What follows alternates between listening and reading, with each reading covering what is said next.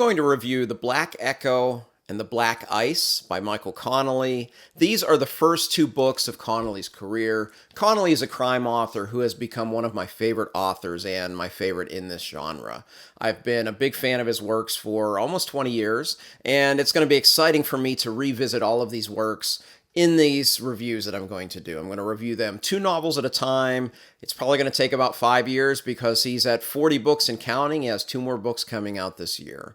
But I'm really excited to talk about this author because he is Mr. Consistent. I've called him for a long time the author that just refuses to write a bad book. He does not have the skill to write a bad book, and you'll see that in these reviews as I talk about the greatness of Michael Connelly. So these reviews will be 99% spoiler-free. The only quasi-spoiler information that I'll give you is I will talk about plot points a little bit, but nothing beyond what you would get on the back of a paperback or inside the inside flap of a hardcover. Additionally, one thing that I will be doing is pointing out different secondary characters that may be in future novels. So that's a very, very minor spoiler. But besides that, no spoilers going forward, and you can rest assured that I'm not going to spoil anything for the entirety of the series or these books. At the end of each review, I'm going to give you a little bit of a scorecard where I'll talk about each book, how it ties together, because Michael Connelly's books, with the exception of, I think, just one of them, if I'm remembering correctly, are in a shared universe. So I'll talk about how that links together. I will mention the main protagonist and secondary characters of each book.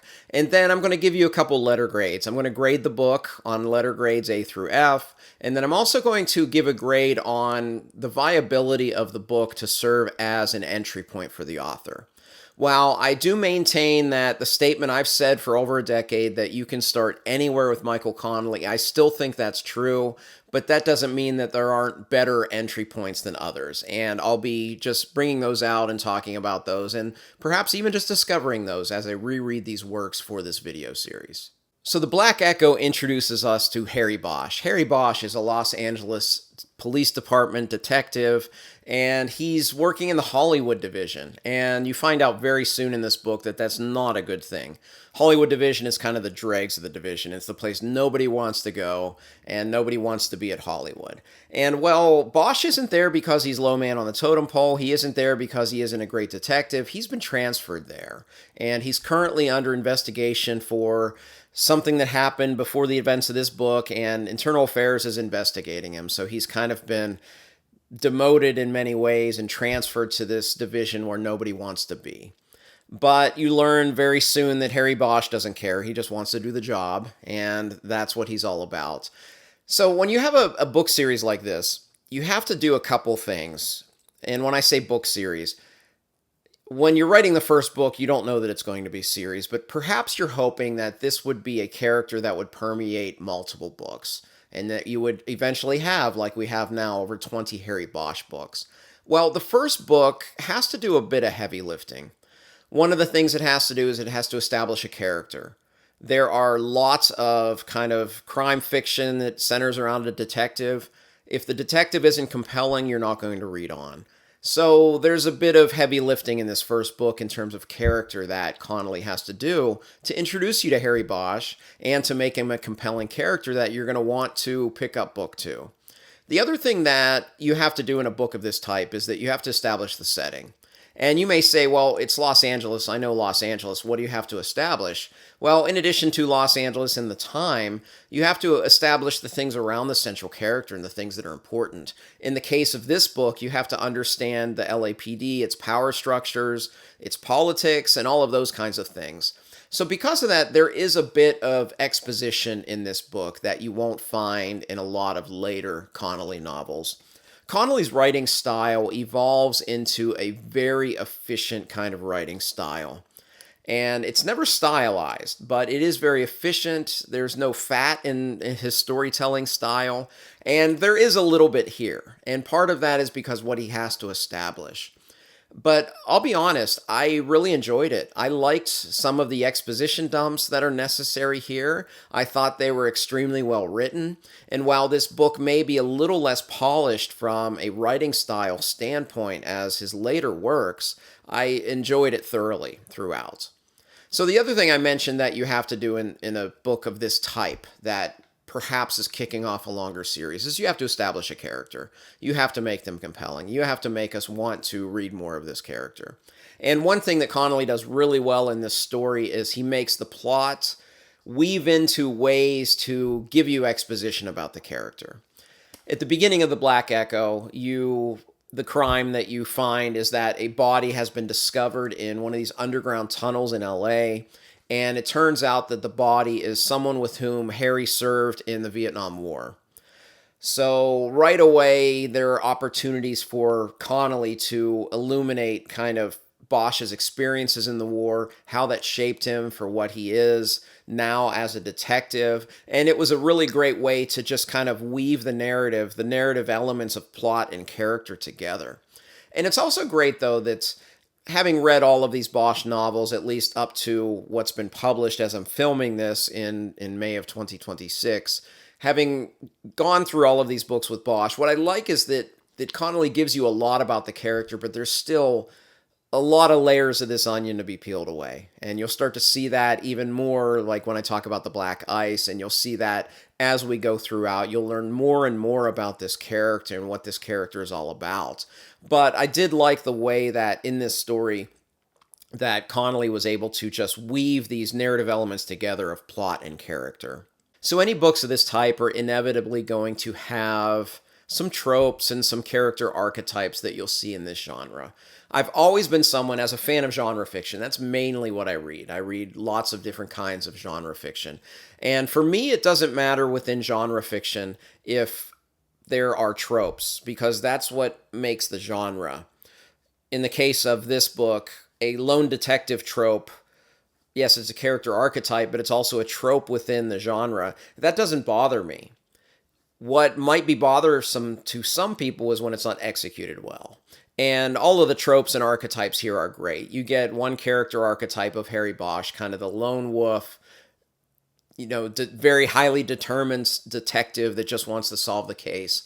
You get another archetype of one of his superior officers, the deputy chief, Irvin Irving, who you'll see throughout this series.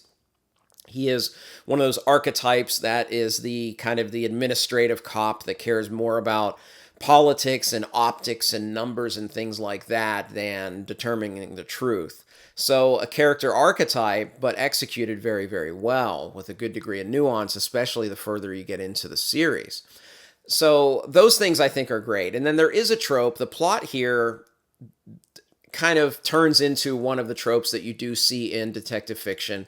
And it's one of these stories that it starts off that, yes, it's just a body in a tunnel that has a tie to the lead investigator, but then it turns into something bigger. So you start to see something that you've seen in a lot of police procedurals, whether it's in a book or watching a television show, where LAPD now has to interact with the FBI. So you have kind of the distrust between departments and things like that. But I think there was enough layers of nuance within that I thought it was done well. And there were a few kind of different ways that were done well here as well. So I think that even though you do have kind of some archetypes and some tropes in here, that they were done well enough that I didn't feel like it was tropey. It didn't feel like it was just run-of-the-mill type of detective story that you might get with a lesser author. One of the things you do get very well in here, one of the things I love about Connelly is that his books have a high degree of realism. And that steeps from his experience. Before he was a novelist, he was a journalist who worked the crime beat for a series of newspapers. And because of that, he always imbues just this realism within his works that I always enjoy. Those are the types of crime works that I like the most. That's why I'm a big fan of like Connelly, Lehane, getting into Winslow, and some other authors like that they feel real. They don't feel over the top. And one of the things that I really like about this book is that at the end you have a stereotypical, perhaps, plot twist or two, but it's real. These are not these Dan Brown outlandish plot twists where you have to suspend your disbelief to enjoy it. And they're not plot twists to shock you, although they will surprise you, but they're always grounded in realism. And most of the time you can walk back and you can kind of see the threads and the ideas of how it became, but it's still going to surprise you. Connelly is the master for me of the plausible plot twist. So the Black Echo is a fantastic debut. It's obvious why very soon after writing this, he was able to quit his day job and just be a full-time novelist, because this was his first novel, and right away he just showed that he's a tremendous writer, and he only gets better throughout his career. But the Black Echo is a great one, and I can definitely recommend it. It's perhaps not the highest top tier of Connelly, which I'll talk about on the scorecard in just a second, but it's right up there, and it's certainly one not to skip. So looking at the scorecard for the Black Echo, so this is Harry Bosch #1, the first time he is the main protagonist. Some secondary characters that are important. We have Irvin Irving in his first appearance. We have Jerry Edgar in his first appearance. And I just want to warn any of you that are coming to this video because you're a fan of the show Bosch. Edgar is not as prevalent in this series as he is in the TV series, in this book series. He's there, but he's not quite as a main character as he is in the television show. That is something that was changed. But he is here, and he does have an important role in this book. And the third secondary character that's important is Eleanor Wish, who's an FBI agent, who will become an important character down the road in these Bosch novels. For a letter grade for the Black Echo, I'm going to give it an A-. I think it's fantastic. I know it's not his best work, and that's why I'm saving my A's and my A-pluses for some other ones. But despite maybe a few too many exposition drops, this is a fantastic book, and I think it's an incredible book. And I think it's a great place to start. I'm going to give it an A-. I do feel that there are still a few better places to start. I know a lot of people are just about, I'm going to start publication order always, and that's fine because you could start here very well with the first Harry Bosch book. And I think you would have a great time with it, and it would certainly make you want to read more. So The Black Ice is Connelly's second novel, and it's the second novel to feature Harry Bosch in the main role. In many ways, this is a more straightforward police procedural. It's kind of one of those murder mystery of the weeks types of stories, and a lot of that is possible because of the heavy lifting that he did in the first book in establishing the setting and the structure of the LAPD, all of the things surrounding Harry Bosch, and of course, the character himself. One of the most enjoyable things for me about reading these two back-to-back is I think it was obvious very early that Connelly's craft had improved. One of the things I mentioned in the Black Echo is that there are exposition drops. And there is quite a bit of Connelly kind of telling you things about Harry, telling you things about LAPD. Well, he develops a style here that he's able to show you things rather than just tell them to you. And I'm going to give you a very concrete example of this and some just minor spoilers for chapter 1 of the book. Because in chapter 1 of the book, there are 2 actions that take place that kind of have 4 layers of understanding about Harry Bosch, the character. So it starts with an action, and that is Harry is home alone and he's cooking dinner. So that tells you something. The second layer of this, but the same action, is he's home alone and he's cooking dinner and it's Christmas Day. That tells you a little bit more about the character. Third layer of this is he's home alone cooking dinner on Christmas Day while listening to the police scanner. So that tells you even more about this character, even though the only thing that's happening is he is home alone cooking. And then the fourth action is that something happens on the police scanner, Harry stops cooking, grabs his badge and gun, and heads out the door. So 2 bits of action kind of gives you 4 levels of things that are happening.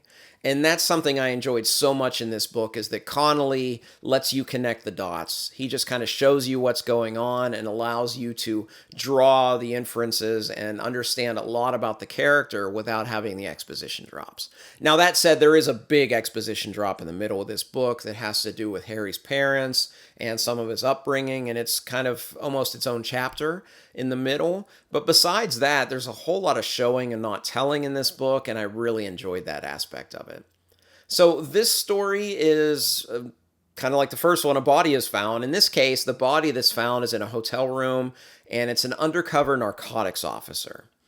And Of course, Harry wants to investigate the case and figure out, was it suicide? Was it homicide? Was he still on the up and up? Had he turned? Had he turned and was trying to turn back? He just wants to pursue the truth. But it's obvious at the very beginning of this that Irvin Irving, our favorite deputy chief, and the LAPD brass, they just want to solve this case quickly and push on to something else. But that's not the way Bosch operates. The thing that you learn early on with this character, and frankly, most of Connelly's protagonists, they have this dogged determination about them that they're going to do whatever they have to do, and consequences be damned, and they're just going to get to the bottom of things. And Harry just wants to find out the truth. It doesn't matter to him if he was clean or dirty. It doesn't matter to him if it was a suicide or a homicide. He just wants to find out what happens, and he wants to investigate the case. But he's thwarted several times throughout this book at doing exactly that. His immediate superior officer, who's Lieutenant Pounds, so this is the second time we've seen him. He becomes a little bit more important in this book, kind of loads him down with other cases so that he's not able to devote himself entirely to solving this case that they consider solved, the LAPD brass, that is. So that aspect of it's great because it does show, again, what Harry Bosch is all about as a character. And in his investigation of this case, because he has a big course load or workload, he's doing a lot of this on his own time, but the case takes him out of LA. And I love when Connelly takes Bosch out of LA. I think it's sometimes good to see kind of the fish out of water where he's not exactly in his element. And because this is a narcotics case, it takes him to Mexicali down to Baja California and has potentially some ties with the Mexican cartels down there. One of my friends on the Discord, Jay Derry, I'm stealing your line here, he called this book Power of the Dog Light, referencing Don Winslow's great book, The Power of the Dog, which is about the Mexican cartels. And this is in many ways like that, because this case about this narcotics officer potentially ties into the cartels, and you get to see Harry kind of in the element down there.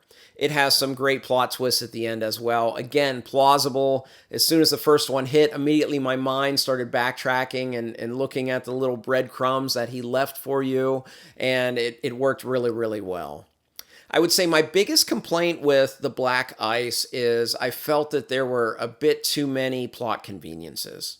I think that's one of the toughest things, because I've seen great authors, Connelly being a great author, I've seen great authors that are master plotters rely on this sometimes. And for me, it's something that I'm very critical of. Not all readers are. It may not bother you that certain aspects of things that Harry has to do over here just happen to tie into this narcotics case. But besides that, it's still an extremely well plotted story. I already mentioned how he shows and not tells, and what that allows you is to start to see the evolution of his writing to that lean and very pointed and succinct writing style, that efficient writing style that would be his signature as we get later into his books. But overall, The Black Ice is a very strong follow-up. You get to learn even more about Harry Bosch. It's a very compelling case with some compelling twists and turns and a fantastic resolution. So for the scorecard for The Black Ice, this is the second novel with Harry Bosch as the main protagonist.